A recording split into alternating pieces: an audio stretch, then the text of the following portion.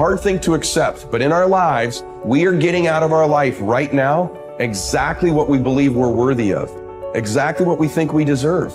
Our life is a direct reflection of our identity, which is the thoughts, concepts, beliefs, values, and worth we hold true to be about ourselves. And so as hard as it is to accept, we're getting out of life right now what we believe we're worth. Your growth is the only limit to your happiness. If you're not happy, you're not growing in some area. And usually it's a place where you're blaming, you're pointing the finger, but you can't control that. You can't make it not happen. What you have to do is become stronger than any of it so you're free. Freedom comes from growth. Freedom does not come from control. Then you would have to ask yourself, who do I want to be when I open my eyes? Now, the act of answering that question is going to turn on your frontal lobe, and the frontal lobe has connections to all other parts of the brain.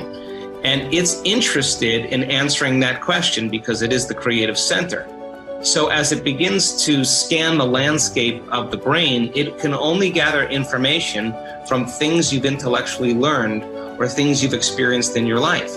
And it begins to associate those different memories with the question. And when you get enough networks of neurons firing in your brain, you see an image or a picture. That's intention. And then as you begin to live and rehearse who you're going to be, you begin to do that exact same thing. You begin to install neurological hardware in your brain. Repeat it, it becomes a software program, and you begin to behave that way. Now the brain is primed. It's no longer a record of the past. It's a map to the future. Now the person can feel the emotions of their future. You're going to see a person move into a different state of being, and they are going to have all kinds of biological changes. Your perception of your world is what controls your genes. And if you're not feeling well, the issue is you don't have to change your biology, you just have to change your perception. And this will then give you your power back. And this is what we have to recognize. We're not victims of biology, we are masters of our biology. Everything that is required depends on you. Having the mindset that regardless of anything that is around you, that is surrounding you, that is trying to drag you down, you must have the mindset. You must be strong. You must be resilient. You must be driven. And you must be able to take whatever's coming at you.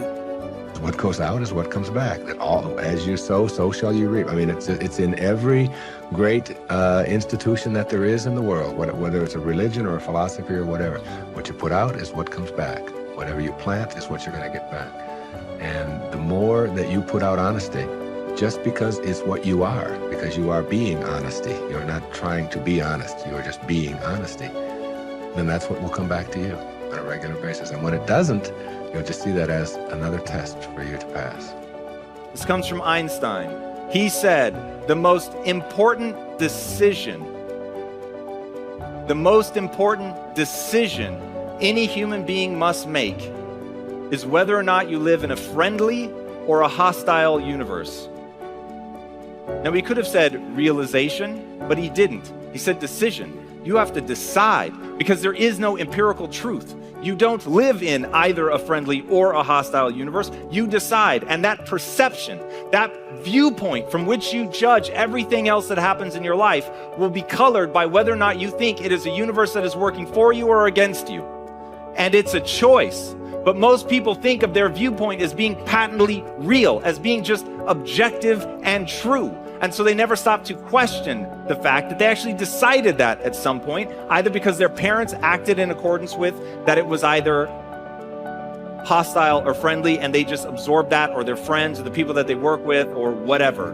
But somewhere along the line, they came to believe that they live in either a friendly or a hostile universe. But you could change right now. Right now, you could make a different decision. And if you believe that the world is working against you right now, you could choose to believe that it's actually working for you. And in making a fundamentally new and different assumption, it empowers you to move forward. And this is something that I will repeat in this talk. The reason that matters is human beings do not invest energy in things that they don't think will yield a result. When you set goals, when you have an intention on something that you want to change about your life, your brain helps you. What it does is it opens up a checklist, and then your brain goes to work trying to remind you of that intention that you set. And it's really important to develop the skill, and I say that word purposefully, the skill of knowing how to hear that inner wisdom and that intention kicking in and leaning into it quickly.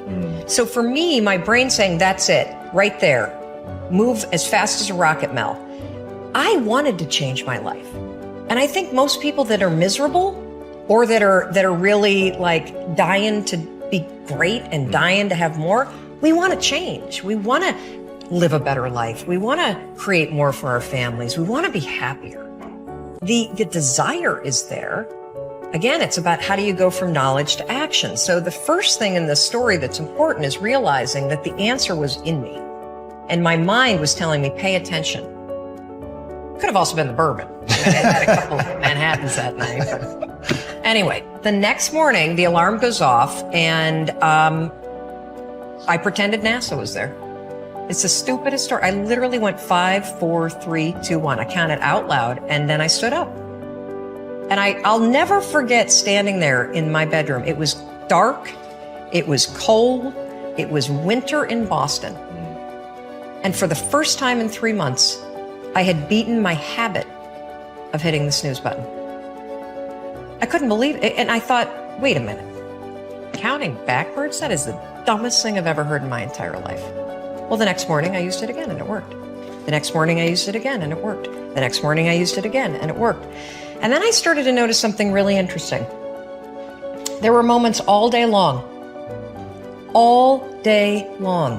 just like that 5-second moment in bed, where I knew, knowledge, what I should do.